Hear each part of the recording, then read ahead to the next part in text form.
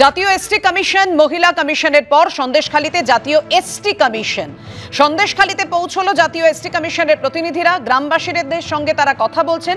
আপনারা জানেন গতকালই জাতীয় এসটি কমিশনের তরফে নোটিশ পাঠানো হয়েছে মুখ্য সচিব ভগবতী প্রসাদ গোপালিকা ও রাজ্য পুলিশের ডিজি রাজীব কুমারকে, এবং নোটিশে উল্লেখ করা হয়েছে সন্দেশখালীতে ঠিক কি ঘটনা ঘটেছে তা খতিয়ে দেখতে চায় কমিশন। আর এই সংক্রান্ত তথ্য এবং অভিযোগের ভিত্তিতে কি পদক্ষেপ নেওয়া হয়েছে তা কমিশন দেখতে চায়। 3 দিনের মধ্যে জবাব না মিললে আইনি পদক্ষেপের হুঁশিয়ারিও দিয়েছে কমিশন।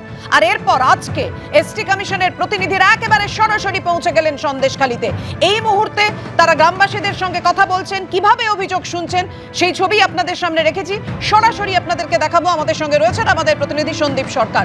সন্দীপ, কি অভিযোগ পেলেন জাতীয় এসটি কমিশনের প্রতিনিধিরা?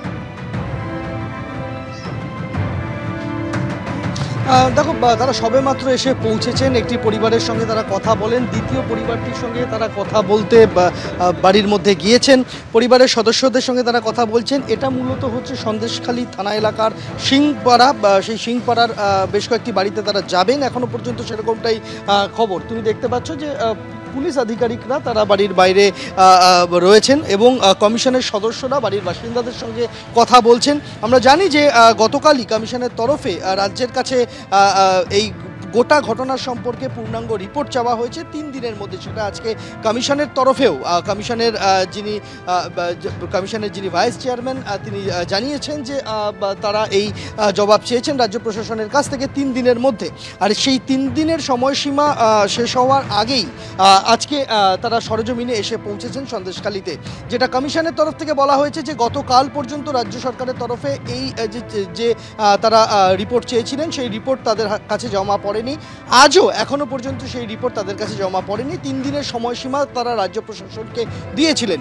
আজকে কমিশনের সদস্যরা পৌঁছেছেন। তারা মূলত যে সমস্ত পরিবার তারা এই দুর্ভোগের মধ্যে রয়েছেন, যারা অভিযোগ জানিয়েছেন, সেই রকম কয়েকটি পরিবারের সঙ্গে তারা কথা বলবেন এবং সেই কথা বলার জন্য তারা এসে পৌঁছেছেন। আজ সকালবেলা তারা কলকাতা থেকে রওনা দেন। গতকালই তারা দিল্লি থেকে এসে পৌঁছেছিলেন। আজই এই গোটা সন্দেশখালী পরিদর্শনের পর তারা কলকাতা হয়ে দিল্লি ফিরে যাওয়ার কথা রয়েছে রাতে। আজকে একে একে বেশ কয়েকটি বাড়িতে তারা যাচ্ছেন। এই মুহূর্তে দ্বিতীয় বাড়িতে পৌঁছেছেন এসটি কমিশনের সদস্যরা, আমরা সেটাই দেখতে পাচ্ছি। একদমই সন্দীপ, তুমি আমাদের সঙ্গে থাকো। কি অভিযোগ জমা পড়ে জাতীয় এসটি কমিশনের প্রতিনিধি দলের কাছে? গ্রামবাসীরা একের পর এক অভিযোগ তারা উগড়ে দিয়েছেন বিভিন্ন সময়। যখন জাতীয় মহিলা কমিশনের প্রতিনিধিরা যখন গেছেন জাতীয় এসটি কমিশনের এই মুহূর্তে প্রতিনিধি দল পৌঁছেছে, কিন্তু জাতীয় এসসি কমিশনের ভারপ্রাপ্ত চেয়ারম্যান যখন গিয়ে পৌঁছেছেন অরুণ হালদার, তিনি রাষ্ট্রপতি শাসনের দাবিও জানিয়েছিলেন। আপনাদের সামনে রেখেছি সেই মুহূর্তের ছবি, অর্থাৎ 15ই ফেব্রুয়ারির ছবি।